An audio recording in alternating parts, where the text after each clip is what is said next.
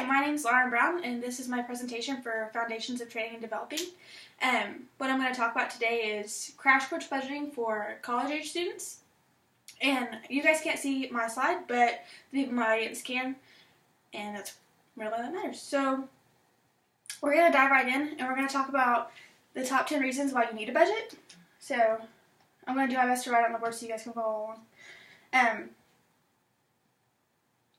4 reasons why you need a budget is 1, when you have a budget, you're going to give yourself self-control.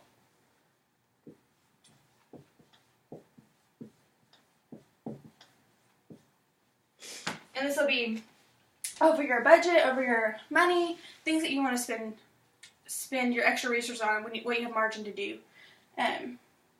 We all want to go out and have fun or go out and buy nice pretty things, but sometimes if we don't create that margin with the budget, we're unable to, and then we lose control of our finances. The second one is going to be preparing for emergencies.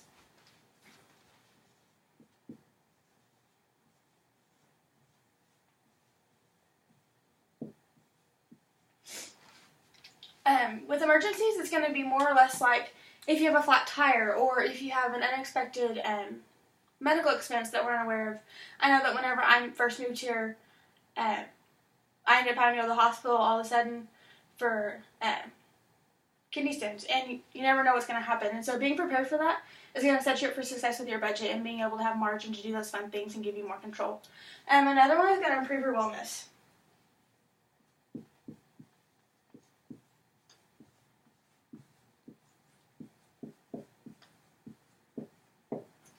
When you have control over your finances, you create margin for financial stability, which creates a lack of stress in your life because you have control over your finances. And a lot of things that some people stress about is money. So improve wellness, and then creating a budget is going to relieve stress.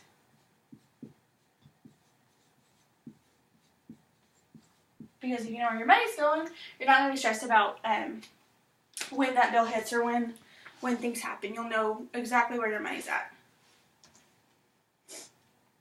So next we're going to talk about some expenses that you need to have within your budget. A lot of things that we don't think about, we think about the normal, like I need my mortgage, I need utilities, I need food, and I need gas. Those are the basic ones that we put in our budgets.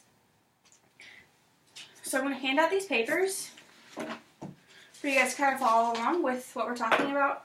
And it has a list of our expenses, and we're going to go through these step by step to go what your margin should be with like your mortgage and what expenses you should have listed out.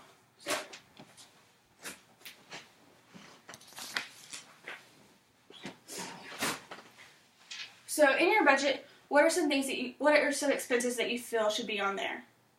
Haley? Food. What else? What are some other ones? Expenses.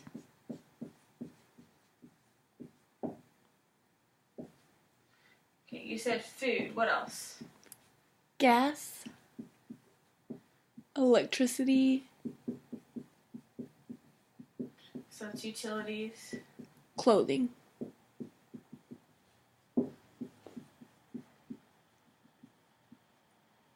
Okay, so in our budget, we think of the things that are most necessary to us. Food, shelter, clothing. And even here we didn't list rent, which is a big one for us at a college age. So there's some things that you need to think about when you list out your expenses. You're also having to create margin for tuition, unexpected tuition, because we all know how some of those fees can sneak up and get us, especially if your FAFSA financial aid isn't what you expect it to be, or it's not quite enough for that semester.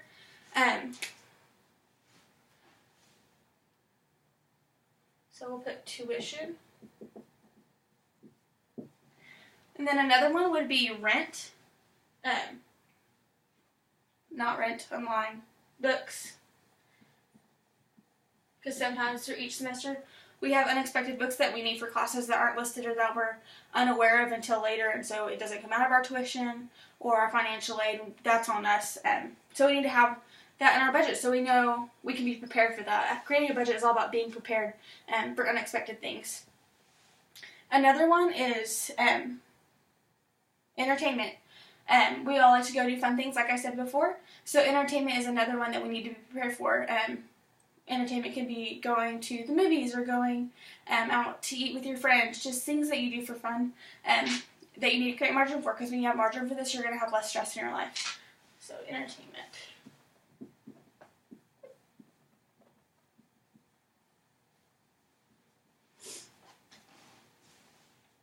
Okay. And in your budget, you also need to have an emergency fund.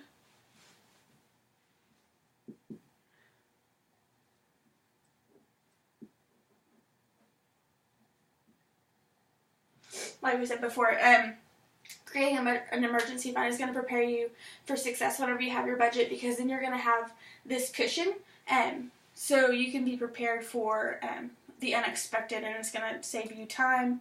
It's going to save you money in the long run because you're not going to have an immediate expense. You're going to be prepared. So where are we taking this money from? A lot of us have different sources of income. Some of us work a couple of jobs while we're in college. So with each expense, or with each income, we're going to allocate our money. So say you have an income, and we're going to go ahead and erase this because you guys have been writing it down. So your income can be in various things. A lot of us receive financial aid. So that will be a source of income for you, because some of us get change checks. So you need to put that in your budget so you can be prepared to not just go and blow that money, but you can use it for different funds, and that way you can set yourself up for success in your budget. So financial aid.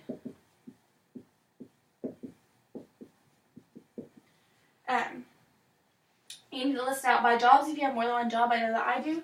So whenever I do my budget, I have job 1 and then job 2. And then you also need to do any type of money that maybe your parents give you. If you're still getting allowance, I don't know your life. I don't get an allowance, but if you have any kind of other incomes from family, that needs to be in there as well. So you have 4 potential incomes that you have.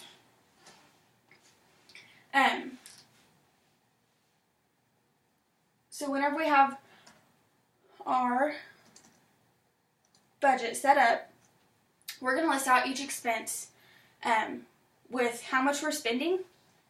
And so we're going to run through my budget.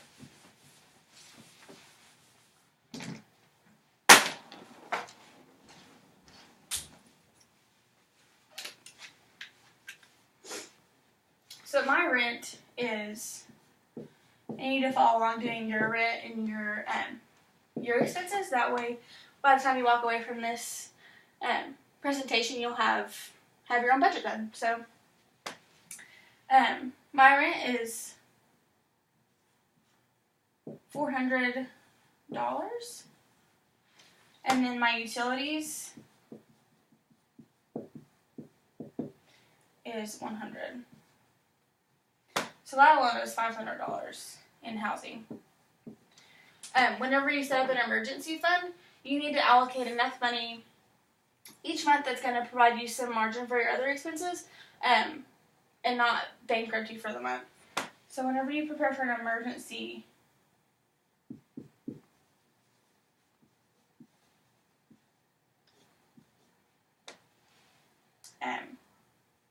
you'll have your total income here. So your total income. That way we can follow along and separate it out. That way we don't go over budget. My total income is $1,000 a month. So what we're going to do with our budget is we want to create enough margin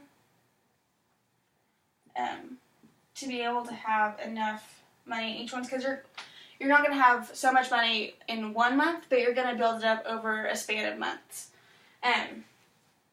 And so with my emergency fund, since here is $500, my emergency fund, I will do 10% of that, my rent. Entertainment, because we all like to have fun, and we need it in our daily lives. For the month, I'll take 10% of what I pay for rent.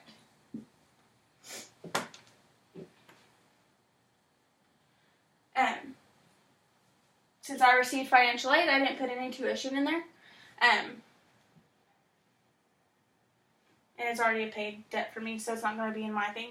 But you should include, if you have a plan with the school to pay for your expenses, like a monthly plan of I pay $250 a month, and that is what will get me to the end of the semester. That needs to be included in your month-to-month budget. So for me, I didn't have to do that, so it's not going to be included in my budget today. But just so that you're aware. Another thing we didn't talk about is in your budget you need to have some type of area where you're giving charitably. So for me, my charitable giving is 10% of my income is what I give. So I will give $100